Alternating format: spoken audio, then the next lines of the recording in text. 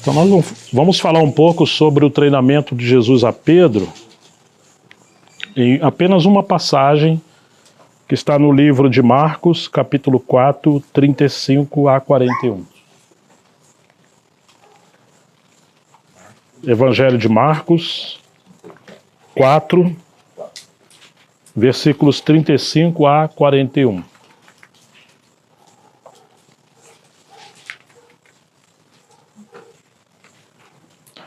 Ao anoitecer,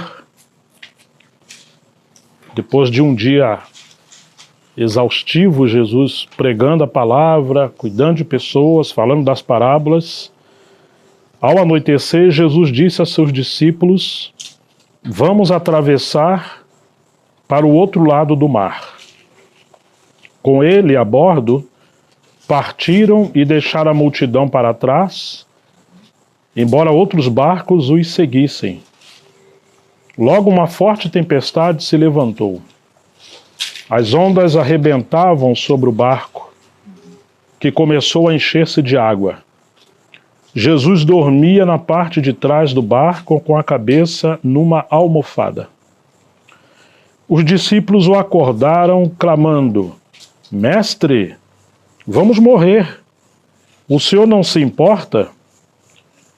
Jesus despertou, repreendeu o vento e disse ao mar: Silêncio, aquiete-se. De repente o vento parou e houve grande calmaria. Então Jesus lhes perguntou: por que estão com medo? Ainda não têm fé? Apavorados, os discípulos diziam uns aos outros: quem é este homem? Até o vento e o mar lhe obedecem. Amém. Senhor, pedimos tua graça, tua unção, discernimento da palavra, para aprender também lições que o Senhor quer nos ensinar também como seus discípulos. Queremos olhar para ti, o bom pastor que apacenta as nossas almas. Nós confiamos esse tempo nas tuas mãos, em nome de Jesus. Amém. Bom, sabemos que Jesus está treinando seus discípulos. Essa é uma maneira frutífera de ler os evangelhos. Nada que Jesus falou foi por acaso, nada que ele fez.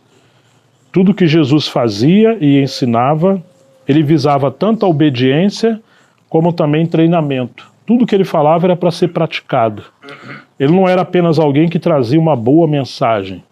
Ele realmente estava investindo no treinamento espiritual.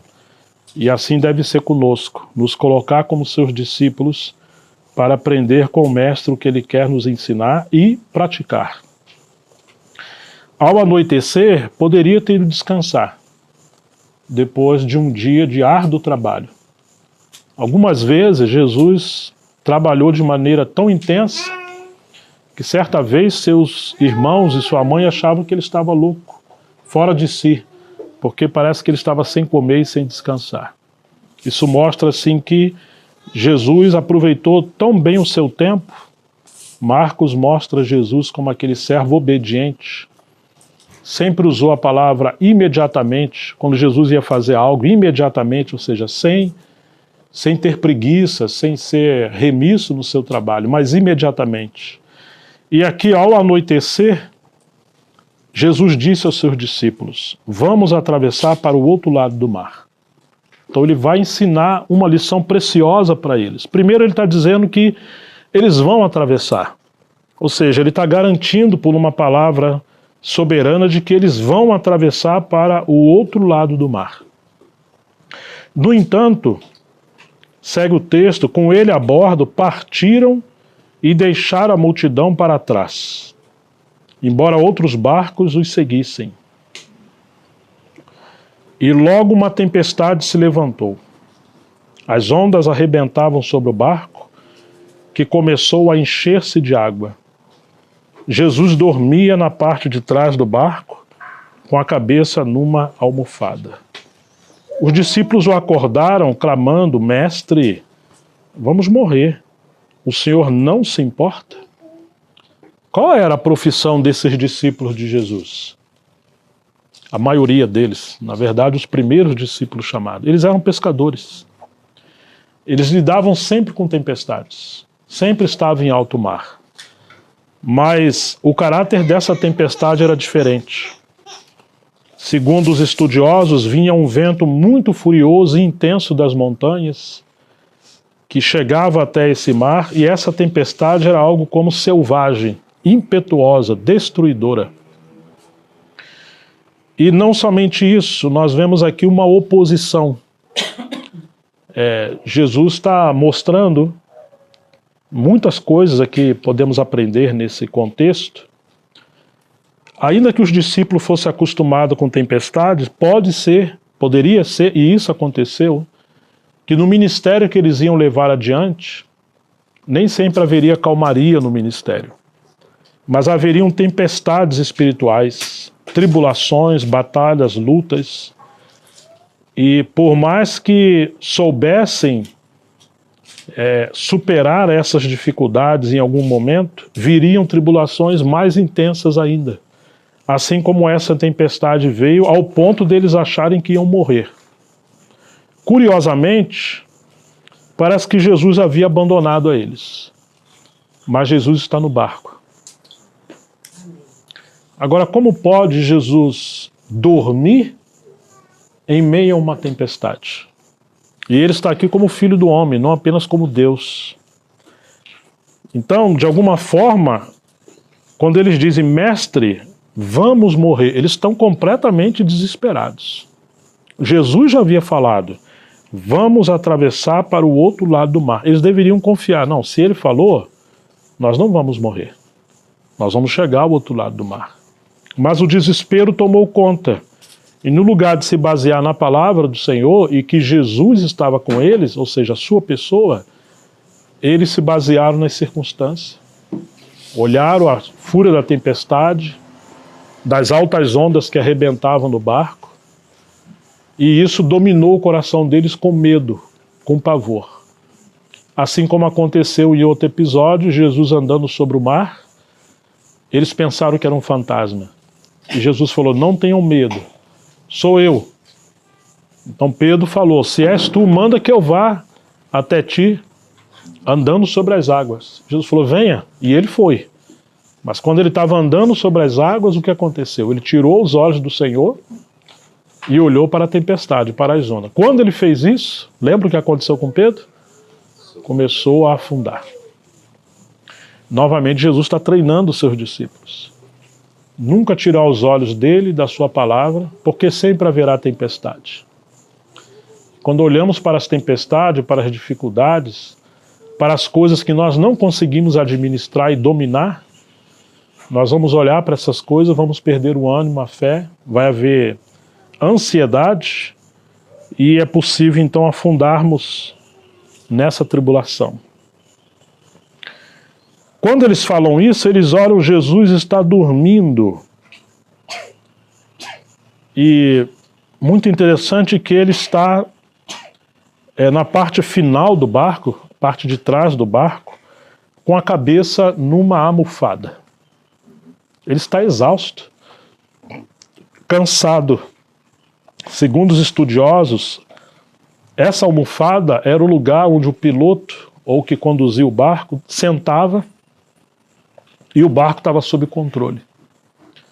Ou seja, Jesus está ali descansando a cabeça, quer dizer, o barco não está sem controle. Quem está com a cabeça ali é o Senhor, o soberano Senhor, que criou o vento, o mar, criou todas as coisas. Embora estivesse como homem no seu ministério, atuando debaixo da autoridade de Deus Pai e o poder do Espírito Santo. Os discípulos então o acordaram clamando, mestre, vamos morrer. O Senhor não se importa? Eles estão apavorados com o aparente abandono de Jesus. E assim às vezes acontece conosco, né? O Senhor não se dá conta que eu estou aqui nesse desespero. Pode ser uma enfermidade, uma doença incurável, uma crise na família, uma crise no casamento, uma crise sobre o desvio de um filho, uma crise financeira. Nós passamos por várias tempestades na vida. crises na obra de Deus, crise no ministério, crise na igreja.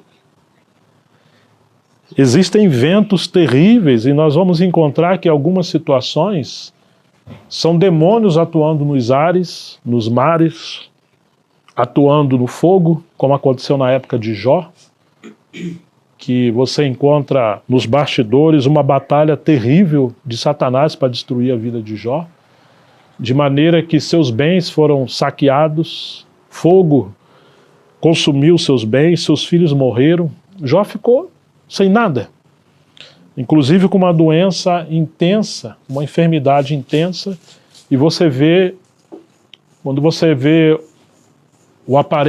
a aparente história legal, física, parece que Deus abandonou Jó. Mas quando você vê nos bastidores, uma leitura espiritual, você vê uma batalha e Jó está numa arena, numa disputa contra Deus e a sua fidelidade. E o Senhor permitiu.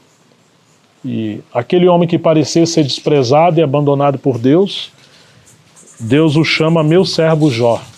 E ele se tornou um símbolo de perseverança, um símbolo das disciplinas espirituais, dos ensinamentos do soberano Senhor por meio do sofrimento. Um gigante. E aqui estão os discípulos aparentemente abandonados. Mestre, vamos morrer. O Senhor não se importa, quer dizer, é como se a culpa fosse de Jesus. Você falou para a gente atravessar o mar. Como às vezes nós pensamos, o Senhor que nos trouxe para essa cidade. O Senhor abençoou esse casamento. Todos concordaram com isso ou com aquilo. E agora nós estamos nesse caos. O Senhor não se importa? Parece que ele não está vendo, né? Jesus despertou, repreendeu o vento e disse ao mar, silêncio, aquiete-se. De repente o vento parou e houve grande calmaria. Então Jesus lhes perguntou, por que estão com medo? Ainda não têm fé? Ou seja, eles tinham duas opções nesse contexto. Ou eles dormiam como Jesus estava dormindo, confiando na soberania do Pai de que eles iam atravessar. Ou eles exercitavam fé para repreender o vento e o mar, a tempestade, porque Jesus imputou uma palavra de que eles iam atravessar aquele mar e iam chegar do outro lado. Vocês ainda não têm fé? Eles poderiam exercitar a fé e o poder que o Senhor já havia concedido a eles. Então eles, apavorados, ou como houve uma grande calmaria, eles agora com temor, os discípulos diziam uns aos outros, quem é este homem que até o vento e o mar lhe obedecem? Nós temos dois temores aqui, um no meio da tempestade e outro como um assombro, um temor, quando a tempestade cessa e há calmaria. Que coisa interessante, né? O primeiro temor é um temor de perder a vida, de senso de abandono, de desespero no meio do caos. O segundo temor é um assombro por verem a soberania, a autoridade de Jesus, a autoridade da sua palavra, e eles chamam ele de homem, né? Quem é este homem? Até o vento e o mar lhe obedecem. Lembra aquela pesca maravilhosa em Lucas 5? Quando Pedro já havia trabalhado a noite toda, não pegou nada, mas sob a palavra do Senhor ele lançou as redes e encheu o barco ao ponto de ir rompendo e o barco ir a pique. Quando Pedro vê tudo isso, ele fala para o Senhor, afaste-se de mim que eu sou um pecador. É esse espanto, é esse temor no coração por encontrar a autoridade do Senhor Jesus, que é muito acima de qualquer palavra de um homem comum. Ele não é simplesmente um homem comum, ele é o Filho do homem. Ele é o homem Deus, ele é aquele que tem o controle, a autoridade sobre a terra, o mar, os céus, a natureza e todas as coisas. Então eles ficaram agora cheios de temor, apavorados, por reconhecer um nível de conhecimento sobre quem era a pessoa daqueles que eles estavam seguindo. Não é simplesmente um mestre, como se fosse um rabino da época de Jesus. Não, ele é muito mais do que isso. Ele é o Filho de Deus. Isso realmente trouxe uma visão que revolucionaria e revolucionou a vida e o ministério desses homens. Se eles vão levar adiante o ministério de Jesus, se eles vão ser cooperadores de Jesus, eles vão lidar com tempestades sempre, de diferentes maneiras. Na verdade, Jesus falou, no mundo tereis aflições. E isso, ele fala conosco, a sua palavra também é para nós. Nós vamos ter lutas nessa vida sempre. Todos os homens, na verdade, vão passar por tribulações, por tempestades. Mas, como dizia T. Austin Sparks, existe um sofrimento dentro do sofrimento. Todos passam por sofrimento. Mas existe aquele sofrimento por causa de Cristo. Aquela tempestade que está além de uma tempestade natural. É o movimento das obras das trevas para destruir o testemunho do Senhor. E aí nós temos que ter discernimento. Como lidar com essa situação. Muito interessante que depois que Pedro aprende essa lição e segue o Senhor por esses 3 anos e meio, na época do livro de Atos, a igreja do primeiro século, Pedro passou por várias tempestades. Mas existiu uma tão forte como essa tempestade de Marcos 4, que ele aprendeu que assim como Jesus estava dormindo no barco, Pedro também estava dormindo no meio dessa terrível tempestade. Não sei se alguém lembra o que aconteceu em Atos 12. Quem já memorizou o livro de Atos, ou pelo menos as histórias, vamos ler o capítulo 12 do livro de Atos. Pelo menos uma parte rapidamente. Atos 12. Por aquele tempo, o rei Herodes mandou prender alguns da igreja para os maltratar. Mandou matar à espada Tiago, irmão de João, que era um dos 12. Vendo que isto agradava aos judeus, prosseguiu, mandando prender também Pedro, e eram os dias dos pães sem fermento. Depois de prendê-lo, lançou-o na prisão, entregando-o a 4 escoltas, de 4 soldados cada uma, para o guardarem. A intenção de Herodes era apresentá-lo ao povo depois da Páscoa, e assim Pedro era mantido na prisão, mas havia oração incessante a Deus por parte da igreja a favor de Pedro. Olha o que está acontecendo com Pedro. Tiago foi sacrificado ao fio da espada. Herodes estava intolerante, furioso. De maneira implacável, ele estava matando os cristãos, matou Tiago ao fio da espada e estava perseguindo a igreja para os maltratar. Quer dizer, naturalmente, a situação de Pedro era sem solução. Ele está preso, ele está sendo escoltado, ele está acorrentado, ele está numa prisão, cheio de guardas. Não tem como Pedro sair dessa terrível oposição e cadeia. Mas a igreja fazia constante oração a Deus a favor de Pedro. Que coisa maravilhosa a responsabilidade e esse ministério de oração, né? Na noite anterior, ao dia em que Herodes ia apresentá-lo ao povo, versículo 6, o que Pedro estava fazendo?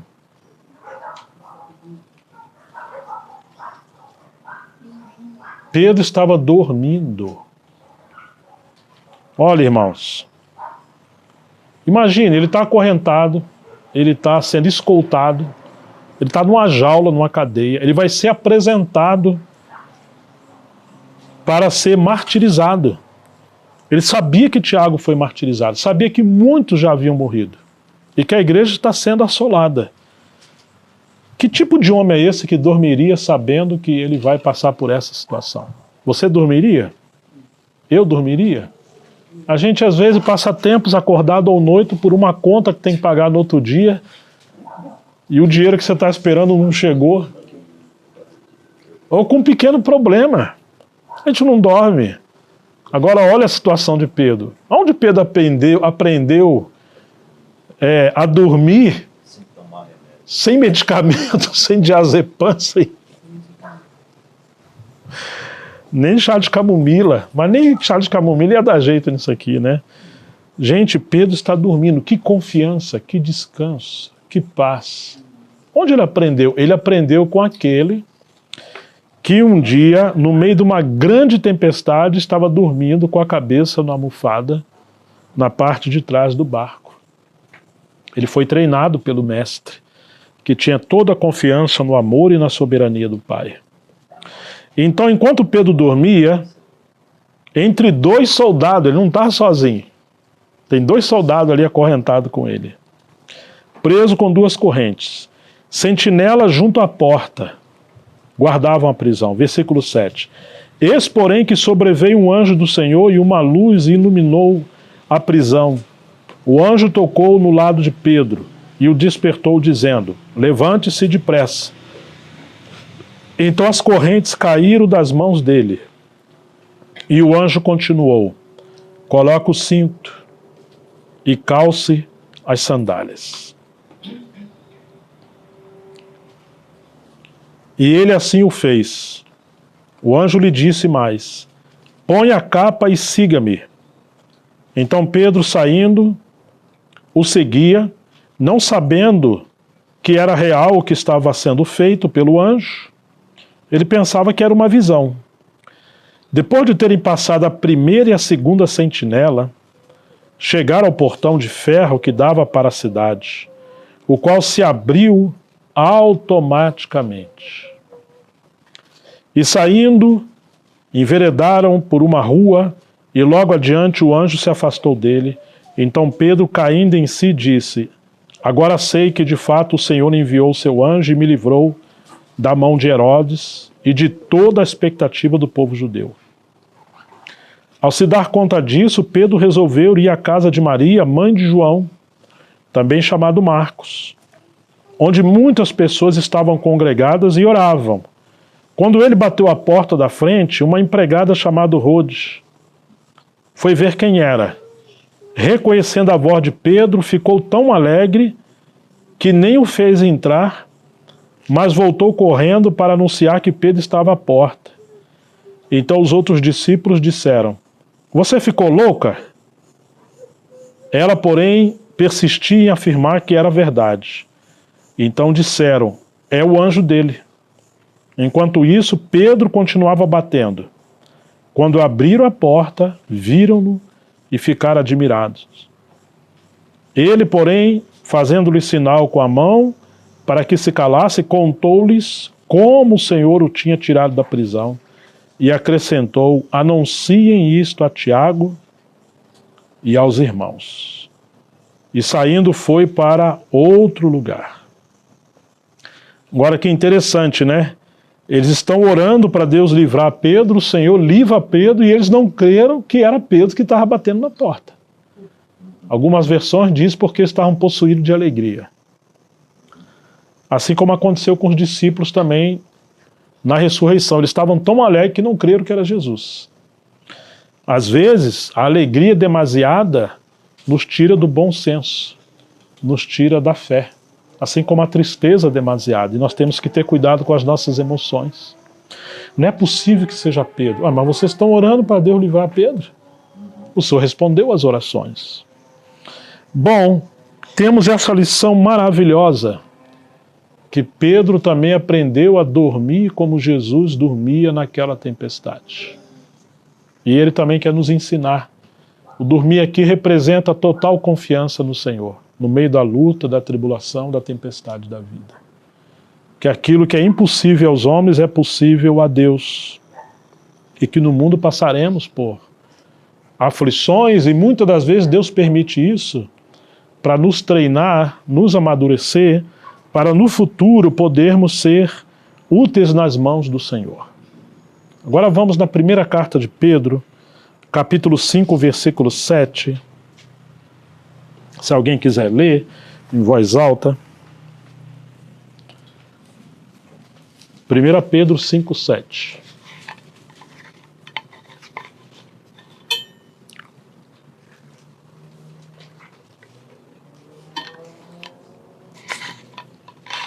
Lançando sobre ele toda a vossa ansiedade, pois ele tem cuidado de vós.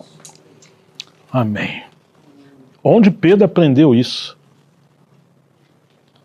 Qual era o contexto nessa época? É interessante que quando você lê as cartas de Pedro, ele vai escrever aqueles cristãos que estavam dispersos em várias regiões. Houve uma tribulação muito grande causada pelo Império Romano, especialmente em Roma, quando no ano provavelmente 64, 63, depois de Cristo, houve um incêndio em Roma. Eram 14 bairros grandes, todos foram incendiados, alguns se tornaram em cinza, mas 4 entre eles ficaram menos devastados. E um deles abrigava a maior parte de judeus e cristãos. E Nero, que foi o louco que praticamente incendiou a cidade, segundo os historiadores, colocaram a culpa nos cristãos. E o que aconteceu? Nos cristãos e nos judeus, houve uma perseguição sangrenta. Muitos cristãos foram martirizados nessa época. Por isso que muitos tiveram que fugir para muitas cidades. Então Pedro vai dizer, não estranhe o fogo ardente que veio sobre vós, ou vem sobre vós, como se coisa estranha estivesse acontecendo. E ele ainda diz, aqueles que sofrem segundo a vontade de Deus, encomendem-lhe suas almas ao fiel Criador. E diz que aqueles que sofrem segundo a vontade de Deus, sobre eles repousa o Espírito da glória de Deus. Mas Pedro está falando de sofrimento. E agora ele está dizendo para não andar ansioso por coisa alguma, porque ele está cuidando de vocês, assim como ele cuidou dos discípulos naquela grande tempestade, quando Jesus estava dormindo e repreendeu o vento e o mar, e também cuidou de Pedro quando ele estava na prisão, e ninguém tocou em Pedro. Pedro foi treinado no meio das grandes tempestades, das grandes lutas, e agora, em meio a grandes perseguições, Deus precisava usar um homem cheio do Espírito Santo, que aprendera a confiar no amor e na soberania de Deus, para poder encorajar como um bom pastor as ovelhas, o rebanho do Senhor. Se nós quisermos ser úteis nas mãos do Senhor, também precisamos aprender a conhecer o Senhor no meio das nossas tribulações, lutas, e não entrar em desespero.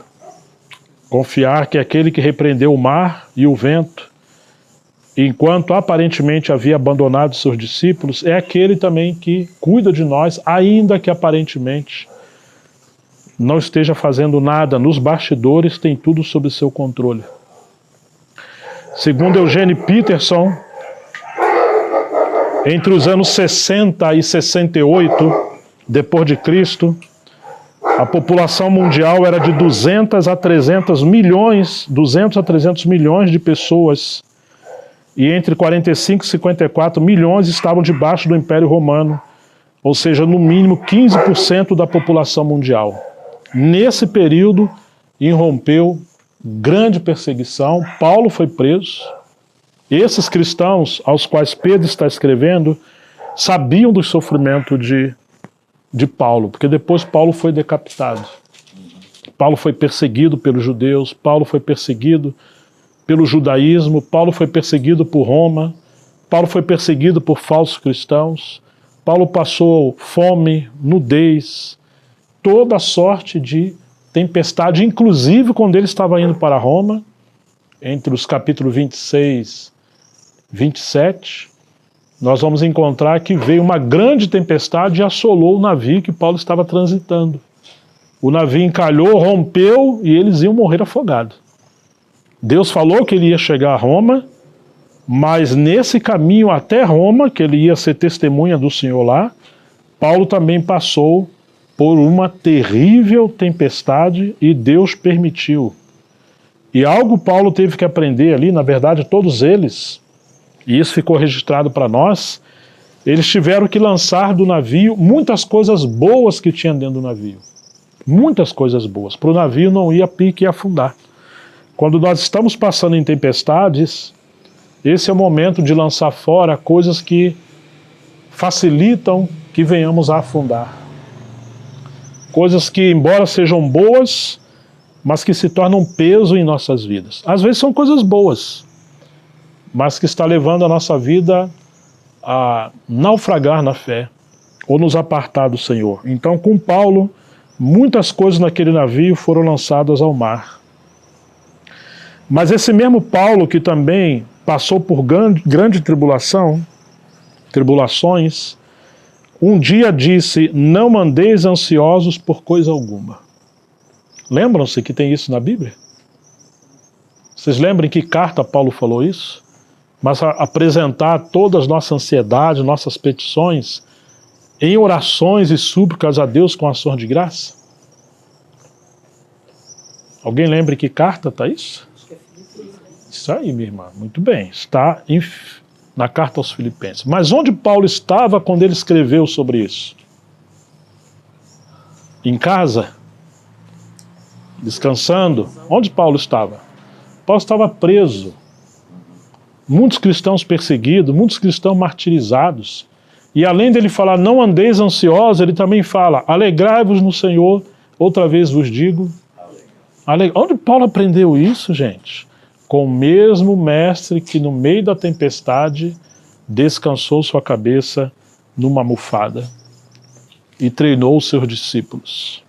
Paulo aprendeu com Jesus. Paulo também foi treinado pelo Senhor e ele escreve isso também para nós. Nós estamos numa arena de guerra, de batalha contra esse mundo tenebroso dominado pelas trevas, mas o Senhor também quer nos ensinar que não nos abandonou nunca. Seu amor é infalível, sua graça é abundante, nunca faltará poder e graça para podermos viver, servir a Deus com aquilo que Ele nos confiou. Não temos que recuar, temos que ser fiéis no dia do aparente abandono, no dia da provação. Devemos perseverar no Senhor. E aqui Pedro fala, lancem sobre ele todas as suas ansiedades, porque ele tem cuidado de vocês. Agora, o inimigo quer provocar ansiedade. E infelizmente o nosso coração egoísta muitas das vezes fica ansioso porque nós queremos ter controle sobre coisas que são incontroláveis. Quem poderia controlar a tempestade? Quem poderia acalmar o mar? Só o Senhor. Nós não podemos fazer isso, mas nós podemos confiar naquele que tem o controle do vento, do mar e de todas as coisas. Mas qual é o nosso problema? Vários são os nossos problemas. Um deles é que nós gostamos de ter o controle. Queremos ser os senhores de nossas vidas. E não entregamos o controle naquele que está descansando numa almofada e que, ainda que pareça que ele não está conosco, mas ele está governando aquela embarcação. Podemos atravessar tempestades e lutas em nossa vida, e vamos atravessar, mas se no nosso barco, na nossa vida, na nossa família, em todas as coisas, estiver deitado aquele que é Senhor do universo, que criou o vento e o mar, nós podemos descansar. Que pena que demoramos a entender que a ansiedade, ela não resolve os problemas do nosso dia. Ela só nos tira o sono, nos gera pânico e pavor do dia seguinte. O inimigo é muito bom em nos levar a sofrer condenação pelo passado, as coisas onde, embora o Senhor falou que não se lembra mais dos nossos pecados, e nosso irmão Paulo diz, deixando para trás as coisas que ficaram, né? E prossigo para as coisas que estão adiante de mim. Paulo não ficava ali visitando o passado, ou como alguém que está dirigindo, olhando mais para o retrovisor do que para frente. O retrovisor tem que nos ensinar, serve para nos ajudar a tomar decisões sábias, mas para frente. Você não vai fazer um corte, mudar de uma faixa quando está dirigindo sem olhar o retrovisor, ou entrar numa rua, ele tem a sua função. Mas se você vive olhando para trás, você está vivendo de passado. O inimigo é bom em querer lançar correntes aos nossos pés para não andarmos para frente, ficarmos visitando o passado. E isso nos gera depressão. E expectativas ou pensamentos negativos pelo futuro, um sofrimento por pensamentos do futuro que ainda nem aconteceram.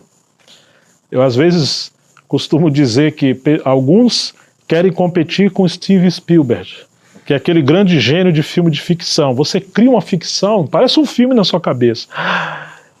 Não vai dar certo isso por causa disso, daquilo, a estatística fala assim, o mundo fala assim, a ciência... Aí você começa a ver as vozes do mundo,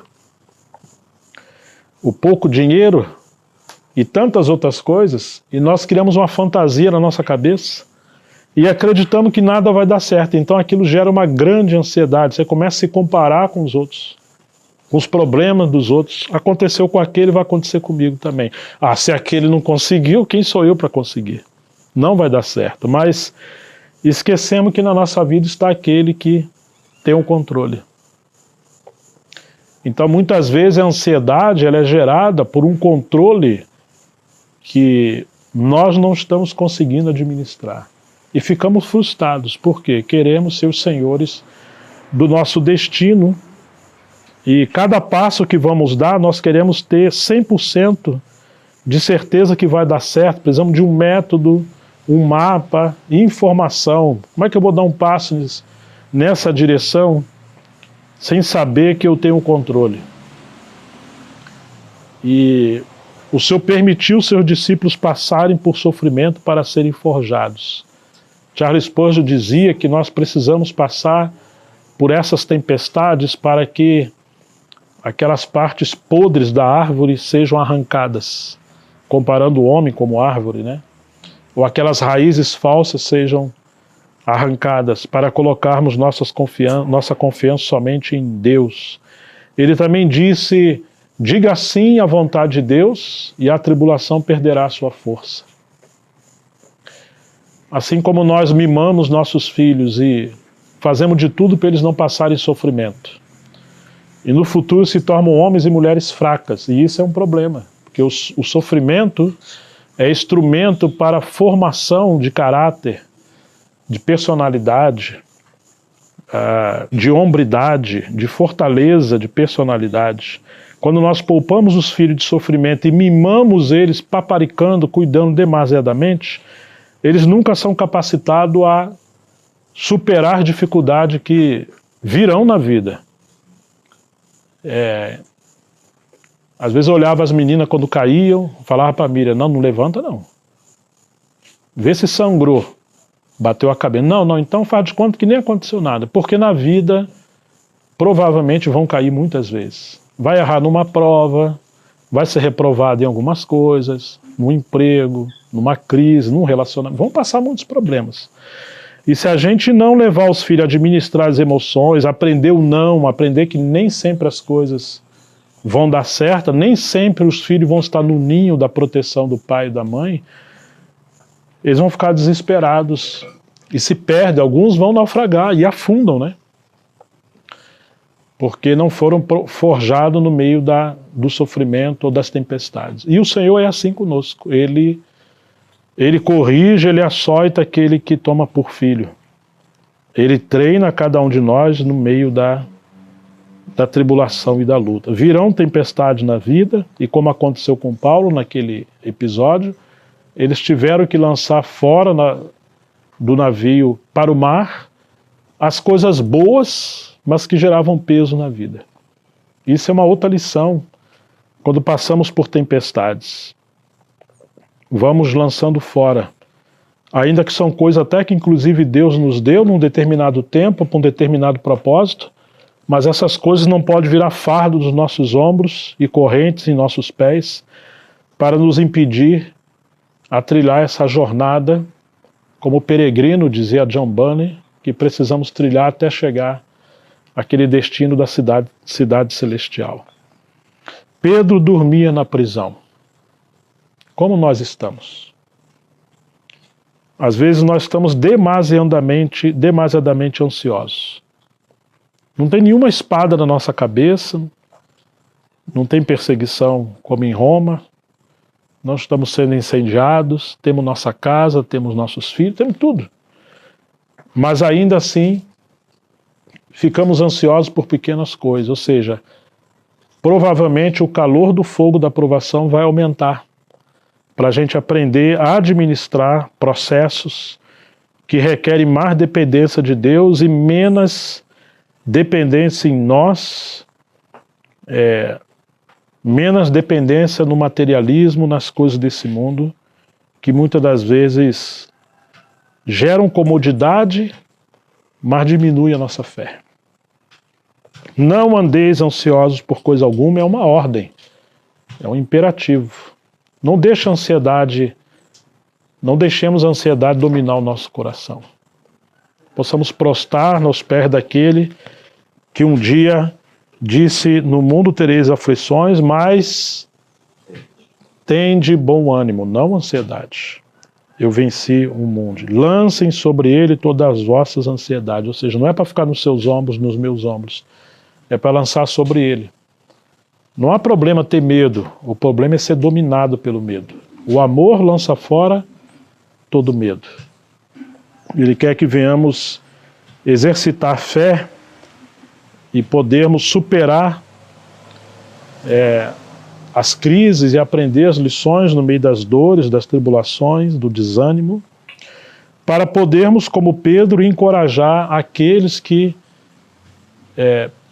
dependem ou vão requerer de nós uma palavra de encorajamento, uma palavra de fé, de ânimo, pela experiência daqueles que trilharam esse caminho e aprenderam a conhecer Cristo no meio da adversidade e da tribulação. Como disse Paulo, né? Não andeis ansiosos por coisa alguma, mas possamos apresentar nossas petições, nossas súplicas em oração ao Senhor, e ainda acrescenta com ações de graça. Filipenses 4:8, né? É isso mesmo, né? Como é bom, Senhor, adorar o Senhor no meio da adversidade. Decretar para as trevas, para os demônios, principados, que o Senhor é fiel. Nossas vidas não estão ao relento como um barquinho que não tem um bom piloto, e muito menos o Senhor soberano do universo deitado nele. Não, nossas vidas estão nas mãos do Senhor. Eu quero ler uma última passagem para complementar, também na experiência de Paulo, 2 Coríntios capítulo 1,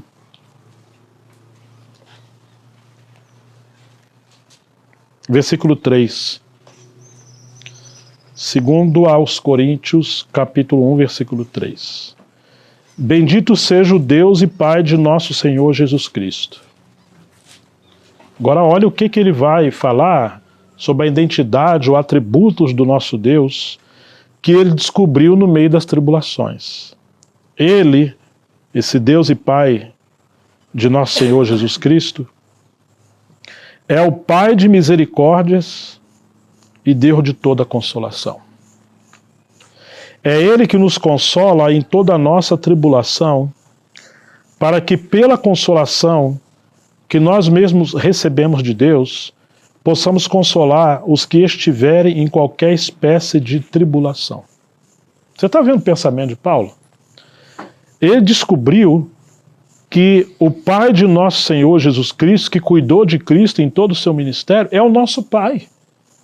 Assim como ele não permitiu nada acontecer com o Senhor, exceto o que estivesse nos seus arranjos soberanos, esse mesmo não vai permitir que aconteça qualquer coisa conosco, além de sua vontade. Dizia Lutero que o diabo é o diabo de Deus, como um cão que está numa corrente, ele não vai ultrapassar o limite da soberania do Senhor. Por isso que Paulo podia dizer que nada nesse mundo, nem a vida, nem a morte, nem coisas do presente, nem coisas do futuro, nem anjos, nem principado, nem fome, nem nudez, nem perseguição, nada poderá nos separar do amor de Deus que está em Cristo Jesus? E nós estamos nas mãos do Senhor. Então, Ele nos consola em toda a nossa tribulação. Ele permite a tribulação para nos levar a conhecer a Ele e sermos consolados no meio da tribulação. Mas para quê? Simplesmente para ficarmos bem como um menino mimado? Não.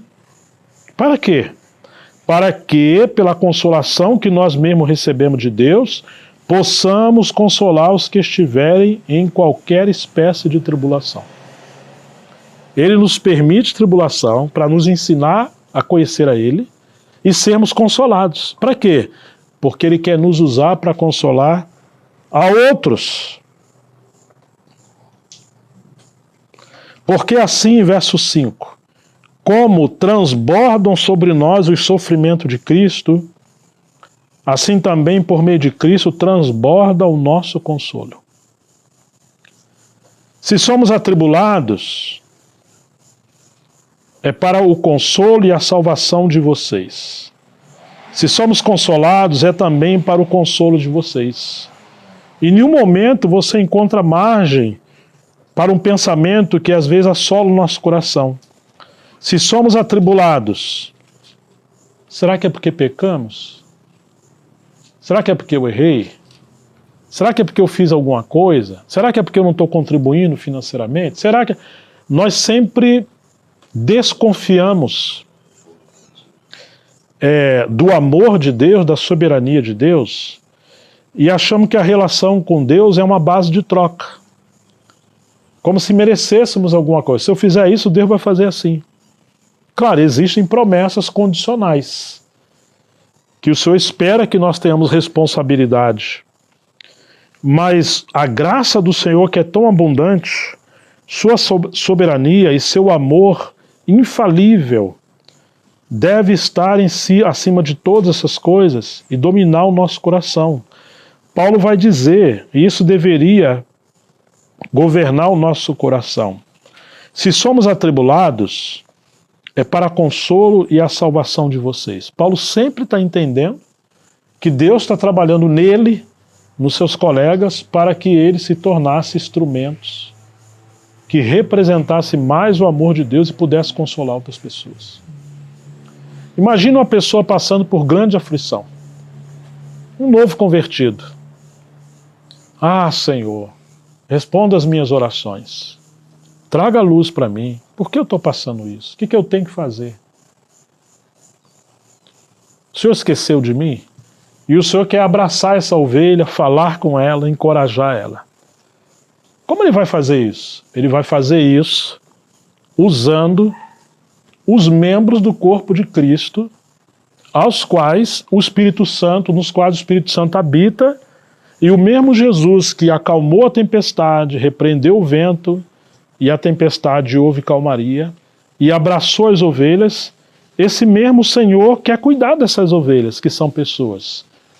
Mas Ele faz isso através de você e de mim, dos membros do corpo. Mas como Ele vai poder ajudar essas pessoas se nós trancafiarmos Ele em nossa vida, porque nós fugimos da disciplina do Espírito Santo, evitamos a cruz, evitamos obedecer a Deus, fugimos da tribulação e da luta. Muitos cristãos não aceitam passar por dor e tribulação.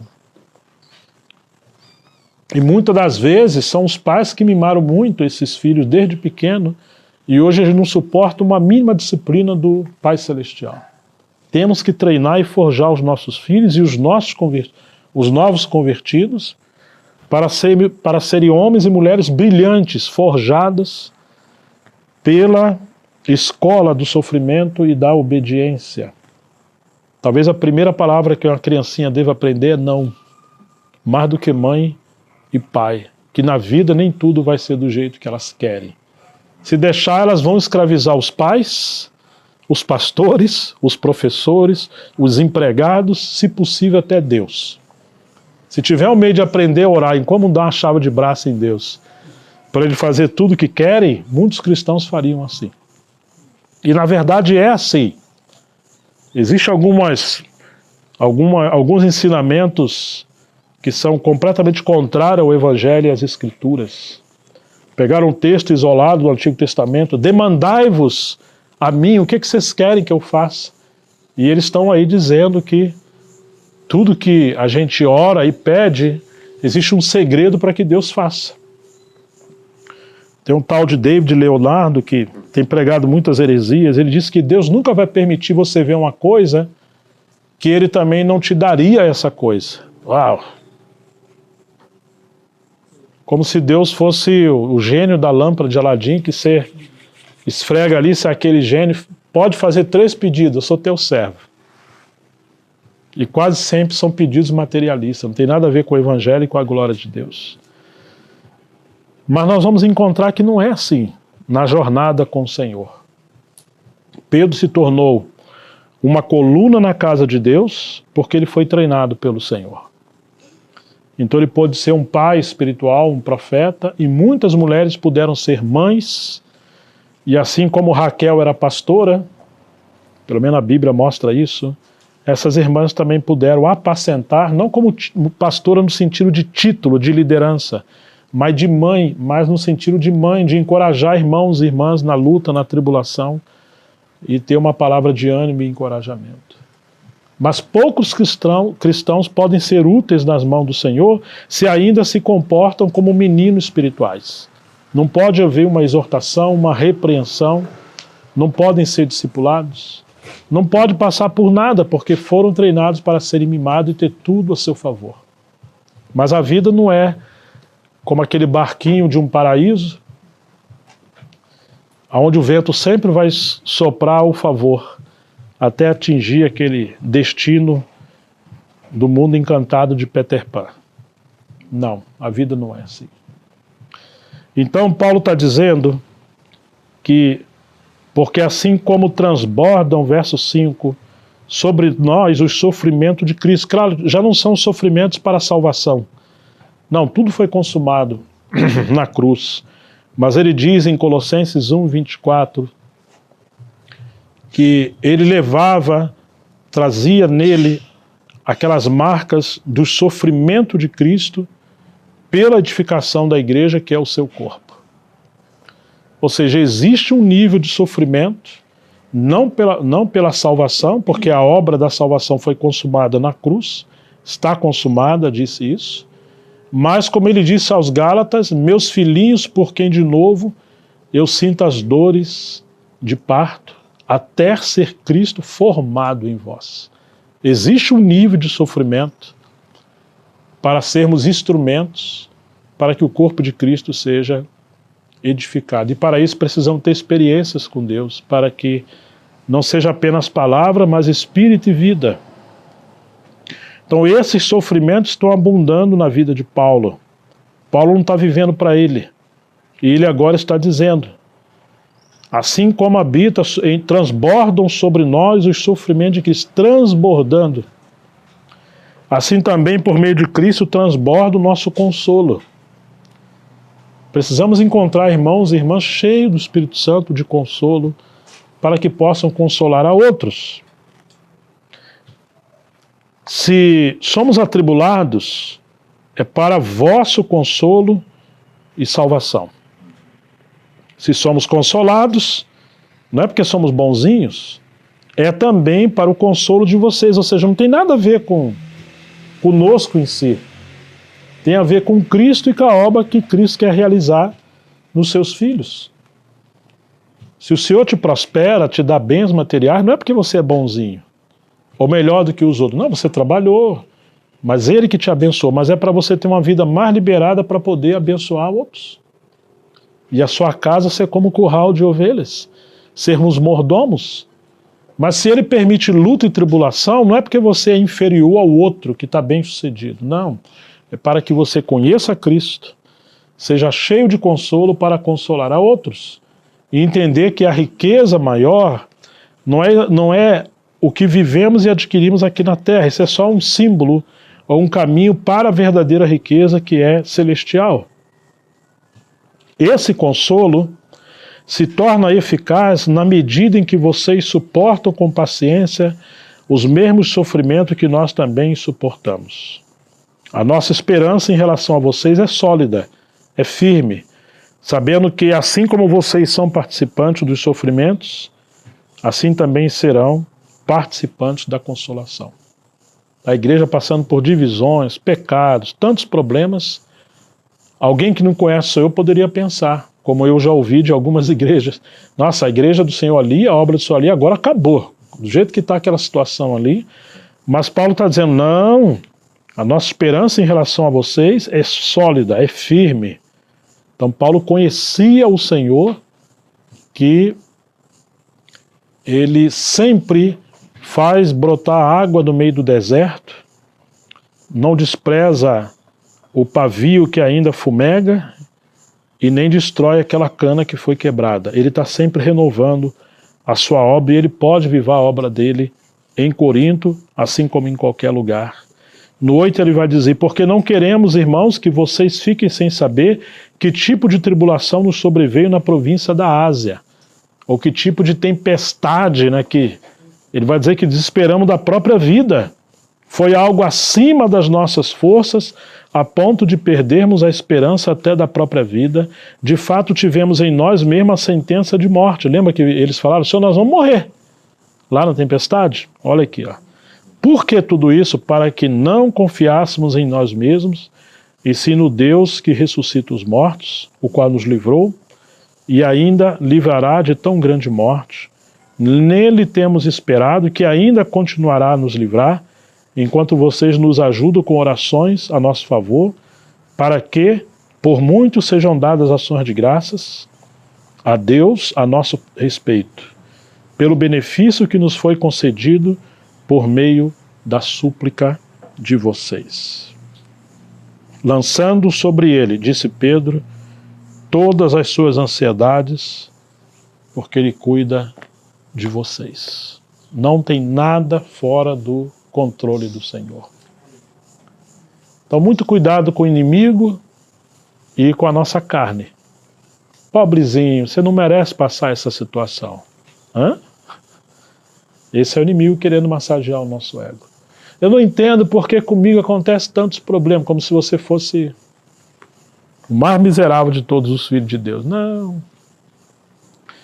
Isso é só o homem velho resmungando, porque o papai do céu não está mimando você num travesseiro de plumas de ganso. Não. Ele está chamando você para o companheirismo, para a formação de Cristo por meio das aflições, para que possamos ser úteis nas suas mãos. Então, que o Senhor nos ajude. Pedro dormiu naquela prisão, sabendo que seria entregue. Poderia ser entregue, ainda que ele confiou que Deus o livraria, provavelmente por isso está dormindo. Porque o Senhor fez promessas a Pedro, que ele seria obreiro nas mãos do Senhor, então ele podia descansar. Assim como ele falou, vamos passar o mar para o outro lado. Agora Pedro está crendo que ele vai chegar até o final da sua vida. Ele disse no final do Evangelho de João, capítulo 21, Pedro, quando você era jovem, ou menino, você se cingia, botava sua roupa, você ia para onde você queria. Quando, porém, fores velho, outro vai vestir você, vai tomar você pela mão e vai te guiar para onde você não quer ir. E isso Jesus falou, significando o tipo de morte com que Pedro ia honrar o Senhor. Então Pedro pôde dormir na prisão, porque ele sabia que no meio das tempestades, nesse barquinho de sua vida, aquele que criou os céus e a terra e acalmou aquela tempestade, estava com ele, ainda que parecia que tinha abandonado. E assim foi com Paulo, e assim tem sido com milhões e milhões de cristãos em toda a história da igreja, que passaram por tribulações, alguns inclusive morreram, mas o Senhor sempre esteve no trono, governando todas as coisas. Possamos confiar e adorar o Senhor no meio das lutas, nunca cultivar a ansiedade e o desânimo. Pelo contrário, alegrai-vos no Senhor, disse Paulo, outra vez vos digo, alegrai-vos. Que Deus nos abençoe.